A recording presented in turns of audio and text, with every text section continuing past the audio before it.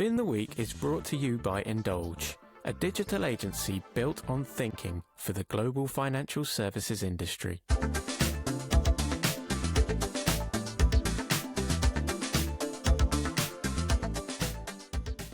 Hi there, I'm Paul. I'm Pat. I'm Russ. And this is Fin the Week. And you'll notice that we're without Amelia this week. So Amelia's on holidays. So I'm having to pick up the task of hosting. So hopefully I don't mess it up too much. Keep the conversation going. We'll see how it goes. But yeah, how's everybody doing? Another heat wave at the moment. Yeah, it's warm. It's warm and it's not easy having a 6-week-old either in this heat, I have to say. 6 weeks? 4.5. Oh, yeah, feels like 6. Yeah, it does. I've just been in the sea, so I'm nice and chilly. Nice. So last week we kicked off the Consumer Duty Anniversary Month, and we talked a bit about what Consumer Duty is, and we teased a 4-part series of teardowns. And so today is a sort of our first teardown episode where we're going to be looking at retail current accounts. So we've taken 3 UK banks. We won't be naming them. We'll be referring to them as Bank A, B and C, and we'll explain a bit more about that in a minute.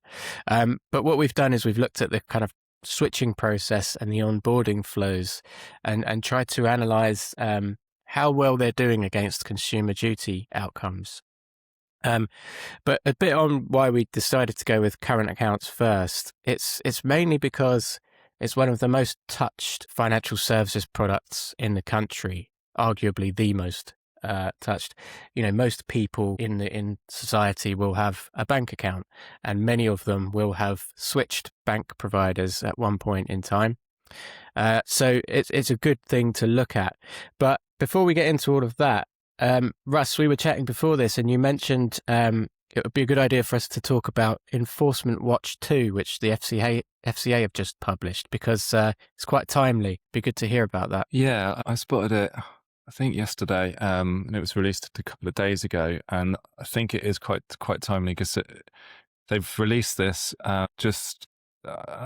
they've kind of mentioned that they're 3 years in, and they've released this publication or newsletter just kind of outlining what kind of action that they've been taking, how they're moving from kind of supervision now to enforcement. And it is interesting to see what the investigations are actually looking to clamp down on. And I was going through the list and seeing if there was anything kind of specifically relevant to user experience, because I know we've got a focus on user experience. And as we know, Consumer Duty, it covers all channels and all communication and all consumer journeys, whether they're digital or not.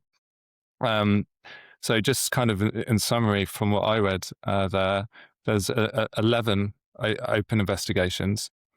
In terms of actually enforcement, it looks like 5 firms were hit with something called a voluntary requirement that they needed to sign, which it can mean different things. In examples they gave, some firms, if they haven't conformed to Consumer Duty, they've enforced them not to accept new business or perhaps see some promotions until those Consumer Duty issues are resolved. An example of a couple of them which have had to sign this. There isn't any fines, which is quite interesting yet, but it'd be interesting to see what the outcome of these investigations is. But there's a fund manager, they haven't named the firms, but they were unable to show it was delivering fair value to consumers or monitoring consumer outcomes. So they've had to sign something to cease part of their activity. It's also a wealth management firm. They weren't convinced that they'd appropriately considered its influence on retail outcomes, and were supporting vulnerable clients. They haven't said the specifics, but from an accessibility perspective, for example, or a communication perspective, you could kind of read into that there's probably improvements that could be made. Interesting that they're both focused on not showing the outcomes. And the most interesting one from a digital perspective is there's a CFD, that's like a trading platform. The software was giving a false sense of possible returns. And I thought that was really, really interesting because they were failing to act in good faith by seeking to manipulate or exploit exploit of customers to create some demand. And that trading platform, from a software perspective, obviously we're talking about bank switching today, and that, it might be useful to refer to that more in the investment and the investment podcast. But yeah, it just shows the importance in terms of UX, how it's the duty of these platforms to kind of to like give the user the ability to make informed decisions, but also it's the duty of the firm to make sure that the returns are clear. So without giving the specifics of how it gave a full sense of possible returns, I imagine either the numbers were incorrect or the interface was kind of manipulated perhaps in a way that made it difficult to understand. So yeah, that kind of software example really stood out. And they said last financial year we intervened 382 times.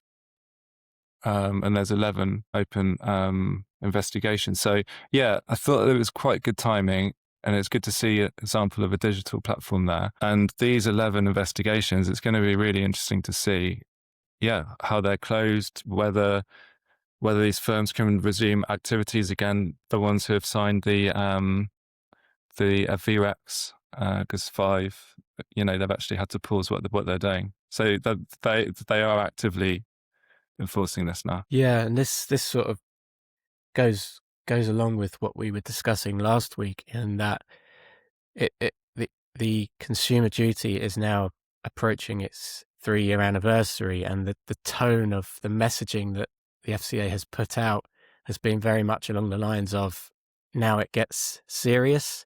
The first 2 years you were kind of finding your way, and this sort of backs that up. It shows that they're taking real steps, to stop firms from doing business until they resolve these issues. That's a serious step. It's not quite a fine, but it's as good as in many ways. Yeah. So, should we jump on to our first teardown, because we've spoken a bit about it. It's looking at the bank switching journey. To kind of kick us off, Russ, did you want to talk about the types of firms we're looking at? Because we're calling them bank A, B, and C, but what do they represent? Because they're 3 types of bank, aren't they? Yeah, so we looked at 3 different firms, and we picked 3 different sizes of firms. So we picked a kind of a large high street bank. We're not saying any names here, and then a mid-tier bank, and then a challenger bank. And it was interesting to compare the 3, because we've been discussing recently actually how some of the more established banks and companies are probably less flexible to like modernize their systems because of legacy platforms. So it was quite interesting to compare a challenger bank to like a mid-tier and a larger kind of established high street bank. So yeah, ultimately those are the 3. Yeah, and I think it's an interesting area to look at, because for a bit of context, in 2013, the current account switch service was launched, and it guarantees a 7-day switch process with a refund protection. And it's estimated that around 1 to 1.2 million switches happen per year. So this is a big deal, and banks kind of commonly vie for attention in this field. And in terms of the methodology we've used, we trailed this last week, but it's worth mentioning again. So we've primarily used a tool that's called UX Duty, which is a tool we built and run to understand user journeys. But what's the process been? You've fed user journeys into the tool. The tool then gives us data essentially on how those user journeys are performing. Yeah. So the way that it works is there's a couple of ways it works, but for these studies, you manually input the URLs that you want UX Duty to check and create a journey. So we've looked at, I think there's 7 or 8 pages as part of a journey for the 2 switch banks, everything from the kind of the product page to the terms, and the first step of, as many steps of the actual application form process as we could get in. But because it's a scanning engine, it can't complete forms and then kind of go to the next step. So it's a little bit limited in terms of what it can actually do at the moment. but it will check across the Print2 rulebook. It will check if various elements on the page, and then it will run a accessibility scan as well against the web content accessibility guidelines. And just on the process as well, because these findings are relevant to consumer duty, but having glanced through them myself, they're also relevant generally, aren't they, as good user experience? Because we mentioned this last time out, that the consumer duty requirements are also just requirements of good business, I think. So a lot of the stuff we talk about today will probably follow those lines. Is it fair to say? Yeah, and actually the Enforcement Watch 2 publication quite interestingly summarized that perfectly. There was two things it says firms should ask themselves. The first one is, am I treating my customers as I would expect to be treated? And the second one is, are my customers getting the expected outcomes from my products and services? So it's kind of, and it's a bit of an old cliche, isn't it? Treat others as you would like to be treated yourself. That's kind of what they're saying. It's just, it's best practice. It's about trust and honesty and credibility for these firms. Yeah, absolutely. So if we move on to the findings themselves, then I've got on the screen at the moment in front of me, I've got the kind of front page of the main findings, and I can see that overall across the 3 banking brands that were reviewed, there are 205 kind of findings against the consumer duty outcomes. Now, obviously, it's not going to be feasible for us to run through all of those, but I suppose initially, were you surprised by the level of findings overall? I think when you put accessibility checks in the mix, I think we discussed last week that WebAIM, reports that 95, 96% of home pages have accessibility issues, and there's normally like multiple issues because when you look at the underlying code, then things are missed. And that might not be when the site was built. It might be that someone's managing the content and hasn't added alt tags for the images. If someone's on low bandwidth and the image isn't loading, then they won't know what it is. Or more commonly, you'll see that as a reason for, best practice for screen readers. But if that, it's quite easy for these websites to evolve over time and become inaccessible. So it picks up on all these little things. So it wasn't a huge surprise, but actually, 40% of the findings were failed the WCAG as success criteria. The WCAG SC. So yeah, it was kind of as I expected, but there was a lot more that didn't fail that actually. Yeah, and so that's the web content accessibility guidelines, isn't it? Yep. Which is what public sector sites, for instance, have to kind of comply with. Yeah, and it's also the recommended standard by FCA as well. And just staying on the summary for a moment, I'm looking at, so it's broken down by the consumer duty outcomes. So products and services, price and value, consumer understanding, and consumer support. And it's the consumer support column that has the the highest number of sort of findings or issues against it. Is that because that's where the majority of the accessibility issues live within that part of the check? Yeah, 100%. There are a lot of accessibility issues found there, but also it also takes into consideration complaints links and complaints pathways. So it looked like there was quite a lot of issues with actually not clearly showing, how to make a complaint along the journey, but also probably a bit more serious than that because the complaints one is a funny one because it's trying to check if there's a complaints link, which you'd probably argue, I think the actual Print2 rule says it needs to be in the product life cycle. You could argue at this point that they're probably not, they're probably not in the product life cycle, perhaps because they haven't purchased the product yet, although it's a bit vague. It doesn't say whether that's on the first step, and a consumer might see the product but then have an issue with it and might immediately want to make a complaint, let's say. One a bit more relevant perhaps and could be more at risk of consumer duty is the debt advice signposting, and that comes under consumer support. So it's really important, and firms have an obligation. If you're selling this like amazing overdraft deal or this amazing loan deal, and then you've got hidden away, some huge like APR rate, that's a big issue. And then also, if you don't have like the financial advice or debt advice, then that's an issue as well. So it's picking up on those, and I think that's why the complaints and the debt advice, and also it comes up kind of repeatedly throughout the journey. The debt advice one, is really important.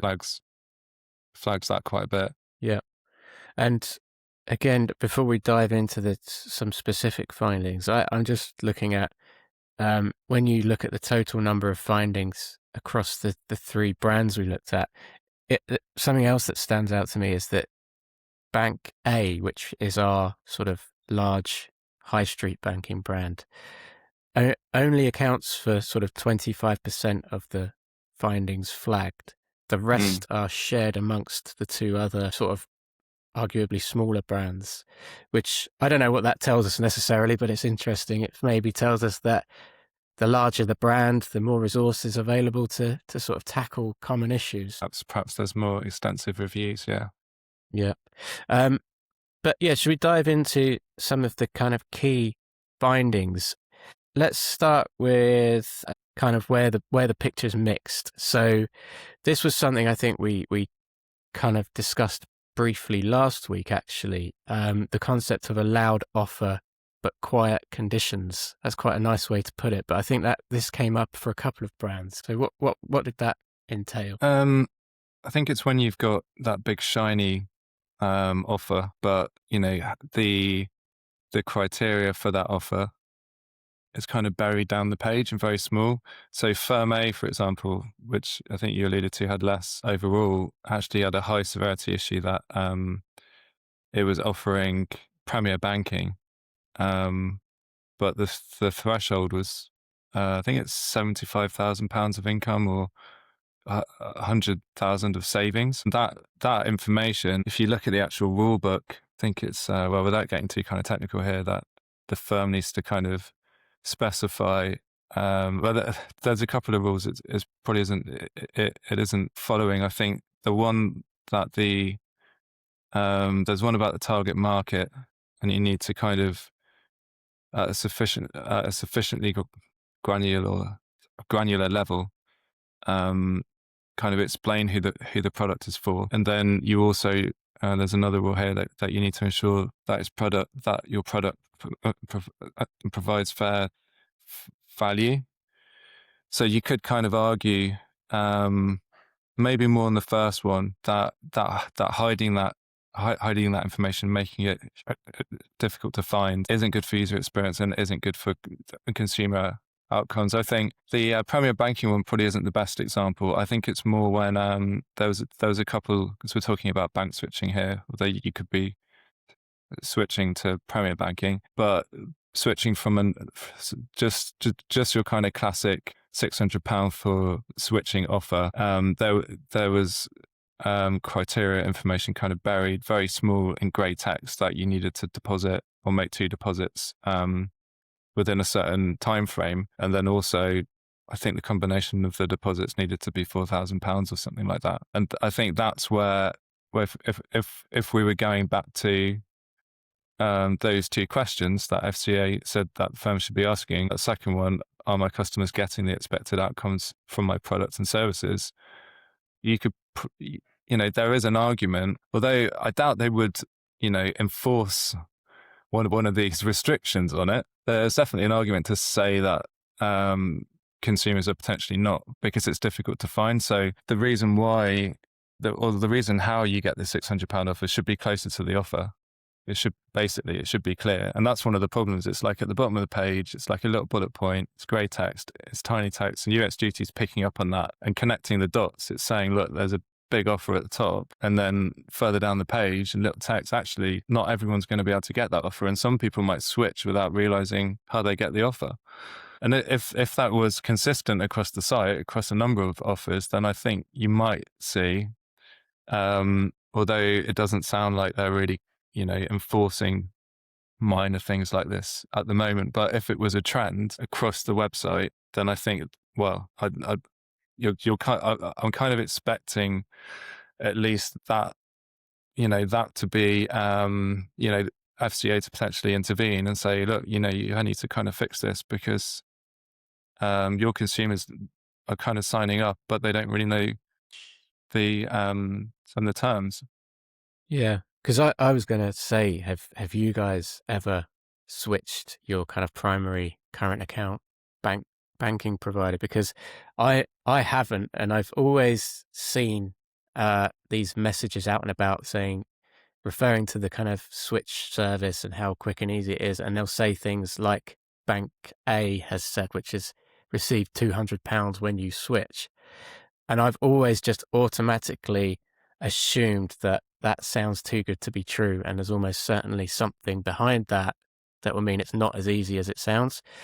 And you could argue that that's damaging to the industry overall, because my own inbuilt view of it now is that that's how they all operate. They just offer these amazing shiny deals, but there will be something behind it that proves that it's too good to be true.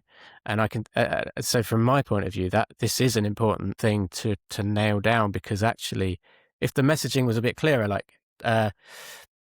transfer your savings of XYZ to us and we'll give you this, that's a fairer message to present, I would say, and it would make people like me less cynical about it. But yeah, have you guys ever toyed with switching, and what was the driver for it? Well, I have, but I didn't really trust the automated mechanism, so I did it manually. So I moved all my direct debits over manually and just kind of made sure that it was all done properly. And I didn't go for one of these deals. I've just moved to Revolut because the experience of using Revolut is just so much more superior to all of the main high street banks. So I now Revolut's my main bank account. I did have one issue, and that was with the refer friend offer. So I also referred my wife to Revolut, and I was meant to earn £50 for that. So, she signed up and put some funds in. And we've followed all the rules, and there was a little checker in there. And when we sort of finished the last step and she put some funds in, then there was just nothing. There was no indication that the offer had completed. There was no £50 in my bank account. And then I had to raise a ticket with Revolut customer support and manually escalate it.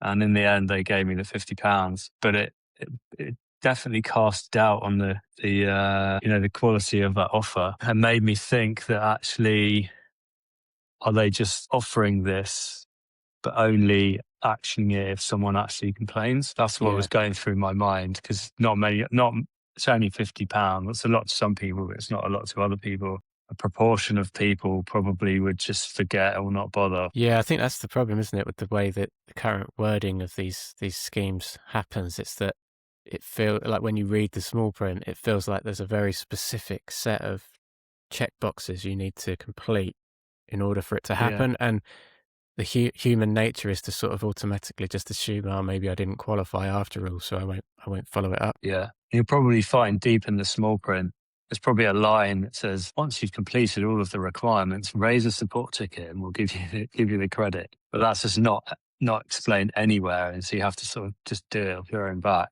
and hope that they give you the credit. So, yeah, I mean, back on the sort of report findings, then it looks like two of the three brands sort of suffered from this category of issue, really. So in the kind of mid-tier case, it was to do with loan percentage. Is that right? Yeah, it looks that way. Yeah.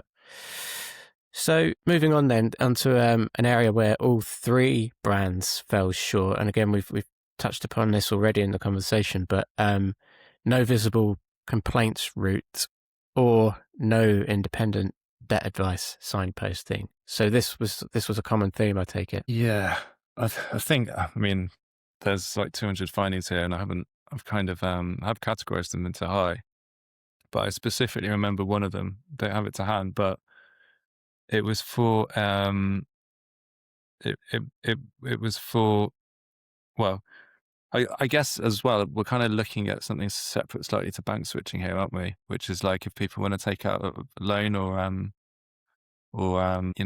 overdraft, it's kind of the same thing, or specifically a loan for an amount of money. And I think what's probably happened is UX Duty has picked up on this on the page. You'll probably find that you've kind of got bank switching, but then you've also got some kind of help as well to kind of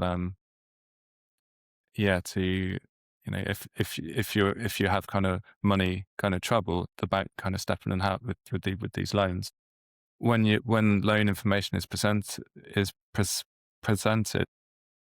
that's an indication that the person looking at the content is potentially vulnerable because they're in financial distress. So there should be debt advice signposting on those pages, and or near that information. If it's a row, for example, if it's a big row on the page, then you should really, in theory, like have a link. And if you go to these websites, you'll quickly see that this information is kind of looks like it's there as a bit of a checkbox, because they're not really kind of like looking out for the consumer enough if they're in this kind of financial distress, which is their obligation. So I think there was one instance where it was like hidden away in an accordion without the proper label.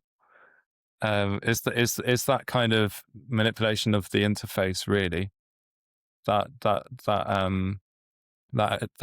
is against the print away. So there's a specific rule that you need to meet the needs of retail customers, including those with the characteristics of vulnerability, which is under the consumer support outcome.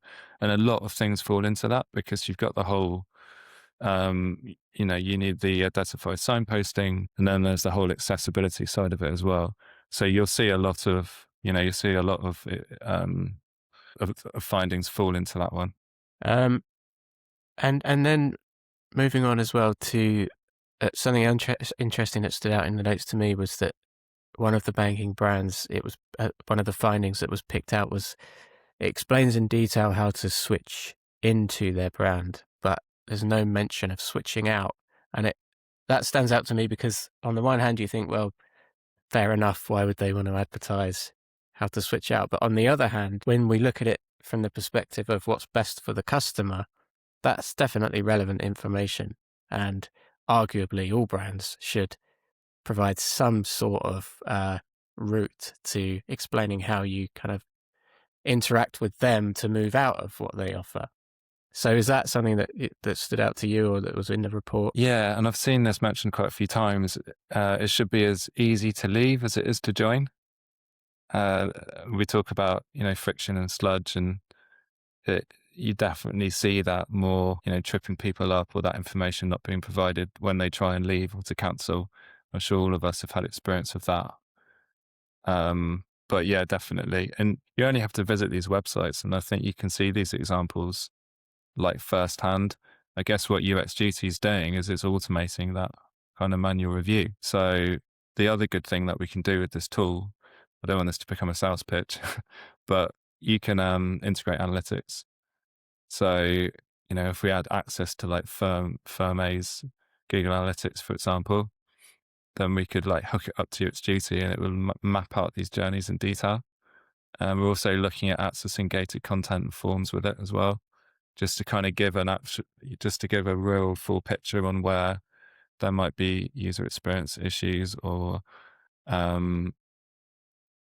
actual qualitative feedback from the tool that from the scanning engine that might imply that there's issues. So there's loads more we can do with it, and it's interesting. It's found so many with just with just such a few, like just quite a few pages really. If we kind of unleash this tool on like, I don't know, like 100 pages or something, and could sort that list as well by like outcome, it would give these firms a really clear roadmap on what to fix. Did anything stand out in terms of vulnerability and vulnerable customers? The report have findings related to that in terms of, so coming back to the examples of we were talking about with offers to entice people, do the pages then deal with people who are potentially vulnerable to a certain journey to go through? Anything stand out there? Well, I think the accessibility findings like account for a lot of that. FCA kind of see vulnerable customers as, you could have an illness, a bereavement, which is often where you look for financial support and advice, even as far as kind of low literacy, digital confidence, needs to kind of cater for all of these, all of these situations. And yeah, I mean, everything we were talking about with that advice, making it as easy to kind of close account as join. Also the type of communications people receive. I know that's kind of perhaps offline. We haven't really covered that, and the tool doesn't really cover that, but it's important with communications. And then also the accessibility guidelines. So I think we kind of see these as recurring themes throughout, and I think we've probably kind of touched on a lot of the findings that are related to vulnerable customers, and definitely looking at the investigations as well. The example I gave before, I can see that being clamped down on. I mean, it's not difficult for one of these firms to run an accessibility check on their website. You can get free plugins and browsers to flag where kind of color contrast is failing, and you don't have the right hierarchy on your page, so the screen readers can kind of go through it. But I don't understand why like websites and firms just kind of don't really focus on fixing these. And I think if it's a common trend and it's affecting vulnerable customers with the access needs, then it'd be great to see FCA kind of moving on that. Because if FCA kind of moving specifically on digital accessibility, then that's going to be absolutely massive, because so many firms are going to have to update all their systems, and it's an area that it's just ignored, and it's not difficult. So hopefully this is the route through, for good accessible websites and financial services, to really put it on the map. Yeah, and it definitely contextualizes a lot of what accessibility guidelines are about, which is fundamentally making things possible to understand. And Consumer Duty is trying to measure that stuff as well. So yeah, any other key findings? Anything along the lines of use of language, for instance? I know in the world of finance, we have a section we go through called Jargon Busters, because there's a lot of jargon in the industry. Did the report flag any issues along those lines? Language being used, or kind of terms and conditions using complex phrasing that it's just not easy to understand. It was a common theme. It was a common theme. I mean, I don't even know where to begin, from like CCA to EPC to probably more familiar with kind of APR. But yeah, I mean, if you asked 100 people in the street what APR meant, it might be interesting to see just firsthand exactly who knows and exactly what that implies in relation to kind of taking out a loan, or anything financial services based. So the list, it just goes on and on and on, and often these aren't explained, and that's both on the promotional page and also often in the actual terms. So again, you couldn't really see FCA kind of stepping in and intervening on this because they wouldn't have the manpower. But I think if there's, if it's a really common issue and customers are complaining and losing out on money, or just really unclear because it's from the beginning of the process right to the end to when they leave, then I think it does eventually. And it'd be interesting to hear from the FCA. Be great to get one of them on the podcast, actually, wouldn't it? It'd be great to hear from the FCA at what point if a firm if it repeatedly has bad consumer understanding on a digital channel, at what point does that then become something that they would intervene with? It'd be really, really useful to understand that, because some of this stuff's quite minor and it's happening across all the firms. But at what point does it become an issue that they would kind of intervene? What is that level of lack of consumer duty, really? It's an interesting question. In the world of car loans, which is already in quite a lot of trouble from weaving commission payments into loans. But recently, I kind of I bought a car a couple of years ago, and I was looking into loans. I didn't get a loan in the end, but I was looking into loans from the dealer that are around 12 to 13% APR. And then but actually it's pretty straightforward to just go to your main bank, like your high street bank, and get a loan. It's quoted at like between 5 and 7% APR. And over the duration of 4 years or whatever you're paying that loan off, that's like hundreds, maybe even thousands of pounds difference. Do you think that the FCA would go as far as to crack down on these sort of the dealer located selling process of these loans? Because I think the reason that they're so high is because people are excited about the purchase of the car. People don't often realize that they can get a loan somewhere else and buy it from the dealer. And the dealer's headlines and the promotions are always like, get this new sort of, I don't know, this new Peugeot, £300 a month from £300 a month. And so that's the hook that gets them in. And before they've even entered the forecourt, the customer is thinking, right, I can afford £300 a month. What can I get with that? And so right at the beginning, that's the conversation that they start with. So the dealer's like, this is where you can get £300 a month. So there's never even any questioning of the fact that actually if they went to the high street bank, they could get the same car for £250 a month. Yeah, So, I think I don't know. I think that gets to the heart of what Consumer Duty is looking to sort of address, is because I suppose the FCA are there to make sure that a consumer knows where to go and when, I suppose, and understand what they're signing up for. And it's to stop a scenario where, in your example, a car dealer would flash a number and almost make it hard to go and compare that with an alternative, which in the past that arguably has been the case. It's hard to unpack a car finance deal and look at it alongside a standard loan. And I suppose Consumer Duty is an attempt across the board to make everything easier to compare in those terms. So yeah, I think that's an important thing. And it's relevant again back to the bank switching thing. The whole idea is that if there's an enticing offer, you need to be able to know all of the facts so that you can actually compare, is switching the right thing to do? Is this the correct brand to switch to? Because the reason that the deals are so enticing is because you don't switch banks very often. And when you do, you usually then buy further products from that bank. So it's important that all of the information is up front, isn't it? Yeah. You kind of need,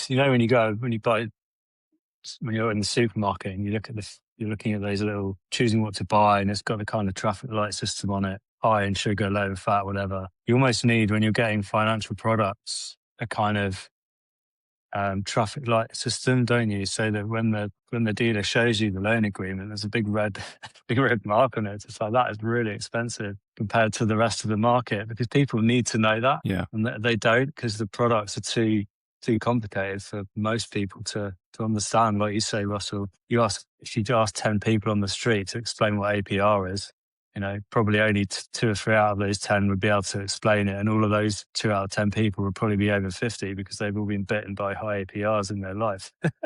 I certainly couldn't explain what an APR was until I was in my 40s, and I'd wasted thousands on loans over the years.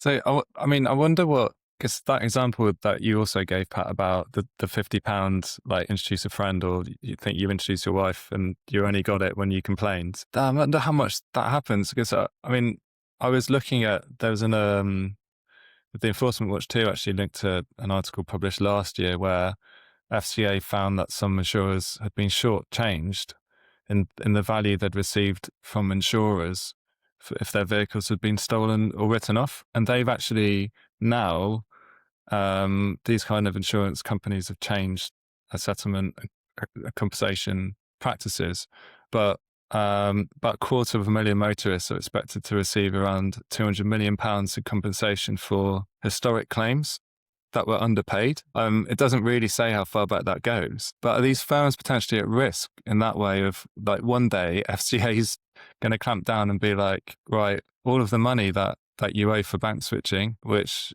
everyone's eligible for, you have to pay it now. Mm. Yeah. If they made a commitment, and they didn't fulfill that commitment, then they'll probably go at some point. They'll probably have to, fulfill that commitment, which is happening now. Like with the whole, I can't remember the name of the scandal, but the scandal where car dealers were folding in commissions into loan deals, increasing customers' monthly payments unnecessarily, which was just playing on the fact that people, the kind of exact thing that I was describing before, where customers don't understand what the difference between a 5% deal and a 12% deal, and all the customer sees is X pounds a month. That's what I can afford, and that gets me that shiny car. Mm-hmm. Yeah, and actually, I was just reading that example, reading that article. I might share it on my LinkedIn. Actually, FCA will step in when consumers aren't getting fair value. So they're prepared to do that for sure. So anywhere where people are getting unfair payouts or not what they should be getting, and it does feel like when you see examples of this. I mean, this was towards the end of last year, but you do feel like things are going to start ramping up across bank switching, anything like this. Feels like now we're moving into the third year. This, like, cases like this are perhaps just a bit of a warning, and then think they're really going to enforce this more. Kind of moving into the next 12 months. So should we wrap up the findings from this first sort of teardown report then? Because my reading of it is that all three of the firms that we looked at kind of were classified as what our system calls high risk from a consumer duty band rating. So they all have issues that should, strictly speaking, be addressed. And and from what I've read through, the majority of those fall into accessibility challenges, which is kind of clearly important because the more accessible a system, the more people can actually use it, the better that is. That works well for consumer duty. The other big finding that stood out to me was the sort of unclear terms that sit behind an enticing offer. That feels like a big issue to me for the industry. But did anything else stand out, or is that the sort of main reading from this, do you think? I think it's just the people having financial difficulty for, being vulnerable for different reasons. It did seem to be unfairly emphasized, I'd say. And yeah, it's just, even if you go to the FAQ sections and you're not really signposted to that when you should be. So, I would say that, that kind of goes against having a fair kind of treatment of vulnerable customers. So I'd say that was the other big one. Yeah, for sure.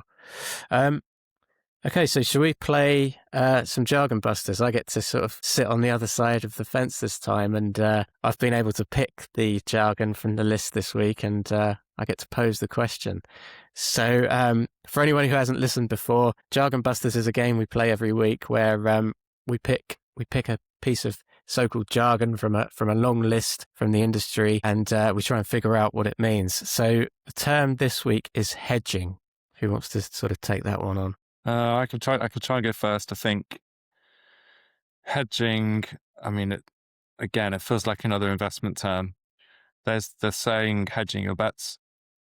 So if you're hedging your bets, then you won't put everything in one place. So let's say if you have a portfolio, you'd want that to be diverse enough. In order, so if one of the areas of your portfolio nosedives, then you've kind of got other areas of your portfolio that will kind of give stability and perhaps even continue to see an increase in your returns. Yeah, as a general term, it's just about, in the scope of gambling, you make a bet on one high risk horse, for example.